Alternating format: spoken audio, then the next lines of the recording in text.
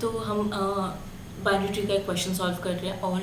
All nodes distance k in binary tree. Basically what it means that you are given a node and you have to give all the nodes, list of all the nodes which are at distance k from that particular node that was given to you. ठीक है. तो अभी ना इसको अगर आप tree की तरह लो ना तो फिर ये कैलकुलेट करना थोड़ा मुश्किल हो जाता है कि कौन सा कितने डिस्टेंस पे है. बट अगर आप इसको ग्राफ की तरह कंसिडर करने लग जाओ then it becomes quite easy कि अगर आप ग्राफ है तो आप कहीं भी ट्रैवर्स कर सकते हो, राइट. फिर उसके बाद आपको डिस्टेंस के मतलब बस BFS लगाना है और के टाइम्स BFS लगाना है इस वाले नोड से, तो आपको मिल जाएगा. ठीक है. के ट्रैवर्सल्स कर लोगे BFS में, के स्टेप्स चल लोगे तो फिर आपको आप वहाँ तक पहुँच जाओगे. जैसे आप मतलब आपने पहला स्टेप चला तो आप कहाँ पहुँचोगे, इस नोड पे पहुँचोगे. ठीक है. फिर आपने दूसरा स्टेप चला तो आप कहाँ पहुँचोगे, इस वाले पे और इस वाले पे पहुँचोगे. तो बेसिकली इतना ही है कि आपको बस ये नोट्स पता लगाने हैं. बट अभी देखो, अभी चैलेंज क्या आया कि ये ग्राफ है नहीं, ये ट्री है, ये बाइनरी ट्री है. तो आप कैसे करोगे इसको फिर. बाइनरी ट्री में तो आप ऊपर नहीं जा सकते हो, राइट, क्योंकि आपको ऊपर भी जाना पड़ेगा. आपको ये वाला जो नोड है ये ऐसे है. ठीक है. ये सारे नोड्स ऐसे हैं. आप ऊपर नहीं जा सकते हो, आप नीचे की तरफ ही जा सकते हो. लेकिन आपके ट्रैवर्सल के अकॉर्डिंग अगर आप ग्राफ ट्रैवर्सल ले रहे हो तो आप ऊपर भी जाना चाहते हो. तो इसके लिए हम क्या करेंगे कि हम अगर नहीं, हम बना लेते हैं लिंक. हम ऊपर अभी नहीं जा सकते हैं तो हम एक लिंक बना लेते हैं जिससे हम ऊपर भी जा सकें. तो क्वाइट सिंपल. तो हम क्या करेंगे ना कि जिससे हम ग्राफ को ट्रैवर्स करते जाएंगे ना वैसे वैसे हम इसमें पेरेंट नोड भी डालते जाएंगे. ठीक है. ये पेरेंट नोड सॉरी अभी बहुत बार होता है कि आपको ऑलरेडी फिक्स किया हुआ है कि आपकी क्लास है ट्री नोड करके, इसमें ऑलरेडी आपकी वैल्यू जा रही है और आपका लेफ़्ट और राइट जा रहा है. ठीक है. इसमें और ये ऑलरेडी क्लास आपको दे रखी है. अगर ऐसा कोई सीन होता है ना तो आप इसमें एक और क्या बोलते हैं उसको, फील्ड ऐड नहीं कर सकते हो. तो अगर आप नहीं कर सकते हो तो आप एक काम करो, आप मैप बना लो. ठीक है. आप मैप बना लो कि इस नोड का पेरेंट क्या है. 5 का पेरेंट है 3. ठीक है. तो आप 3 वाले नोड पे चले जाओ. तो आप एक काम ये कर सकते हो. तो अभी हम क्या करेंगे ना कि जैसे हमको सारे दे रखे हैं, ठीक है, हमको पूरा ट्री दे रखा है. तभी हम सबसे पहले तो ये पेरेंट मैप को फिल कर लेंगे उसके अकॉर्डिंग कि 5 3 पे जा सकता है. 5 का पेरेंट 3 है और 6 का पेरेंट 5 है, 2 का भी पेरेंट 5 है, 2 का पेरेंट 5 है, 1 का पेरेंट 3 है एंड सो ऑन. ठीक है. इसको पहले फिल कर लो. फिर उसके बाद अब ट्रैवर्स करना शुरू करो. अब जब आप ट्रैवर्स करना शुरू करोगे तो आप तीनों जगह पे जाओगे. ठीक है. जैसे आपने क्यू में सबसे पहले क्या डाल के रखा है, क्यू में डाल के रखा है आपने 3 और अभी ये 0 डिस्टेंस पे है, राइट. तो ऐसे लिखो 3 है और ये 0 डिस्टेंस पे है. फिर आप ट्रैवर्स करना शुरू करोगे तो आप लेफ्ट राइट और पेरेंट दोनों जाओगे. अब इसका पेरेंट तो कुछ है नहीं, नन है. ठीक है. तो इसके पेरेंट पे नहीं जाएंगे हम, इसके लेफ्ट पे जाएंगे. लेफ्ट 5 है और राइट 1 है.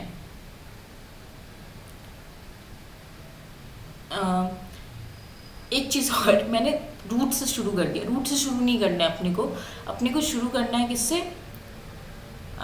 अपने को शुरू करना है जो भी हमको नोट दे रखा होगा टारगेट उससे. ठीक है. टारगेट नोट से शुरू करना है हमको. तो इसमें काम करेंगे जब आप पेरेंट नोट बना रहे होगे ना, पेरेंट मैप, या फिर आप मान लो कि आप अलग अपनी क्लास में ही एक पेरेंट फील्ड सेट कर रहे होगे, जो भी कर रहे होगे, दोनों कर सकते हो, जो भी कर रहे होगे इसमें से. उसमें आप उस टाइम पे आप ये भी कर लो कि जैसे ही आपको टारगेट नोड मिल जाए, टारगेट देखो क्योंकि सबकी वैल्यू यूनिक है, सारी यूनिक वैल्यू है, लेकिन आपको जो टारगेट में ना वैल्यू दे रखी है, सिर्फ आपको ट्री नोड नहीं दे रखा है. तो आप क्या करोगे, अगर यूनिक है तो आपको पता चल गया कि ठीक है टारगेट अपना ये है. तो जैसे ही किसी भी नोड की वैल्यू टारगेट के इक्वल हो जाएगी तो आप उस नोड को अपना टारगेट नोड बना लोगे और फिर वहाँ से आप ट्रैवल शुरू कर सकते हो। तो मतलब आप क्या करोगे, आप क्यू में सबसे पहले वो टारगेट नोड रख लोगे, नोड जिसकी वैल्यू क्या है 5 है, ठीक है। फिर आपने वो रखा, फिर उसके बाद आप इसकी पेरेंट पे जा सकते हो, राइट। आप इसकी पेरेंट पे गए, मैं सिर्फ वैल्यू लिख रही हूँ, नोड मान के चलना, सिर्फ वैल्यू रही हूँ लेकिन नोड मानना। तो अभी 5 था, फिर उसके बाद 5 को पॉप किया, पॉप हो गया ये। फिर उसके बाद हम इसके लेफ्ट राइट और पेरेंट पे जाएंगे, तो मतलब 6, 2 और 3 पे गए। सबका डिस्टेंस हमने साथ साथ लिख लिया कि 5 का डिस्टेंस 0 है, इसका डिस्टेंस कितना है, इसका डिस्टेंस 1 है, इसका डिस्टेंस भी 1 है, इसका डिस्टेंस भी 1 है। ये कैसे निकाल रहे हैं कि जैसे जैसे हम बढ़ेंगे तो हम देखेंगे कि पेरेंट का डिस्टेंस क्या है, पेरेंट के डिस्टेंस में +1 कर देंगे, बस इतना ही, ठीक है। तो हमने ये कर लिया। फिर उसके बाद जैसे 6 पे गए,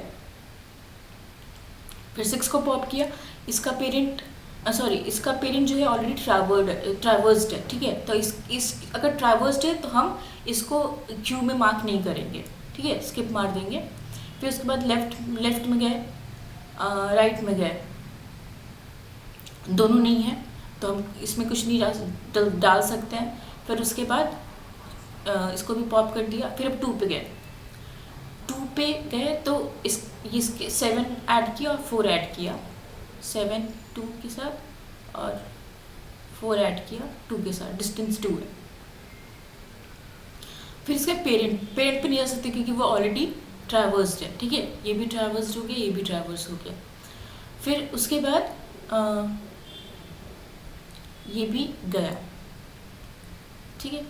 अभी तक 3 नहीं आया हमारे पास आंसर, सॉरी मैंने गलत कर दिया, इसको 1 से मार्क कर लो क्योंकि ये ऐसे ही नोट कर रहे हैं, सॉरी नहीं सही बोला मैंने, ठीक है। ये 0, फिर डिस्टेंस 1 पे ये 6 आएगा, फिर डिस्टेंस 2 पे ये 7 4 आएगा और हमको डिस्टेंस 2 वाला ही निकालना है, ठीक है। फिर 3 पे आएंगे, फिर अगर हम लेफ्ट राइट और पेरेंट देखेंगे, लेफ्ट ऑलरेडी विजिटेड है तो इसको हम नहीं डालेंगे, लेकिन राइट डाल सकते हैं और पेरेंट है ही नहीं, तो राइट डाल लिया हमने 1 2 के साथ, क्योंकि इसका डिस्टेंस 1 है, इसमें +1 करेंगे तो 2 आ जाएगा, ठीक है। फिर ये भी हो गया। फिर 7 को पॉप करेंगे तो इसका डिस्टेंस ऑलरेडी 2 है, ठीक है। तो हम इसको अपने आउटपुट एरे में ऐड कर लेंगे कि 7 हमारी एक आंसर है। फिर वैसे फिर हम 4 को पॉप करेंगे तो इसको भी ऐड कर लेंगे क्योंकि इसका भी डिस्टेंस 2 है। फिर वैसे इसको भी ऐड कर लेंगे क्योंकि इसका भी डिस्टेंस 2 है, ठीक है। अब एक बार कोड देख लेते हैं फटाफट। तो ये हमारा कोड है।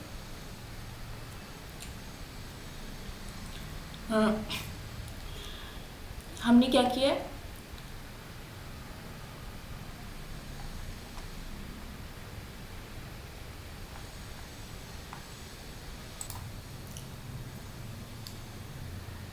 तो हमारे ये नोड हो गया।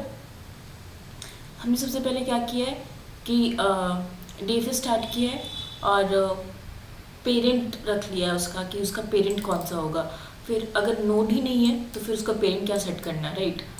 तो अगर नोड है तो नोड का पेरेंट हम पेरेंट सेट कर लेंगे जो हमने दिया, और उसके बाद लेफ़्ट के लिए भी और राइट के लिए भी, दोनों के लिए कॉल कर दिया सेम फंक्शन विद पेरेंट, ठीक है। तो इससे पेरेंट सेट हो गया।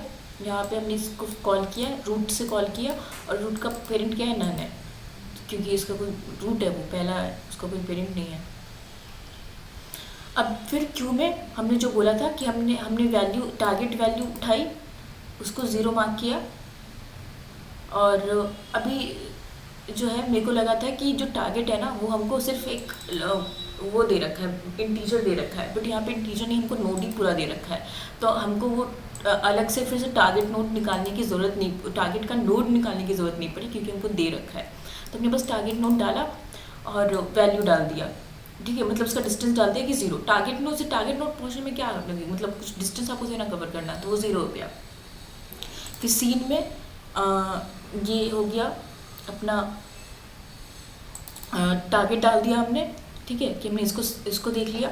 फिर उसके बाद अपन ने सबसे पहले क्यू को पॉप किया, या पॉप लेफ्ट भी लिख सकते हो, लेकिन ठीक है, यहाँ पे 0 लिख दिया। वो जो फर्स्ट वाले जो सबसे पहला होगा उसको पॉप कर लेगा।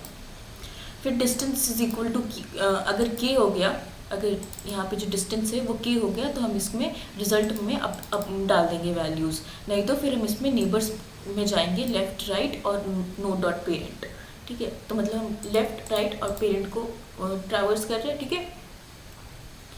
तो अगर नेबर है और नेबर अभी तक हम नेबर पे गए नहीं है, विजिट नहीं किया उसको, और उसका डिस्टेंस के से कम है, और तो ये वाला उतना वैलिड नहीं है, क्योंकि हम BFS लगा रहे हैं, तो कभी ऐसा नहीं होगा कि के से बहुत ज़्यादा हो गया, ठीक है। मतलब हो भी सकता है इन केसेस में, एक्चुअली हो भी सकता है। तो हम एक काम करते हैं, रहने देते हैं इसको।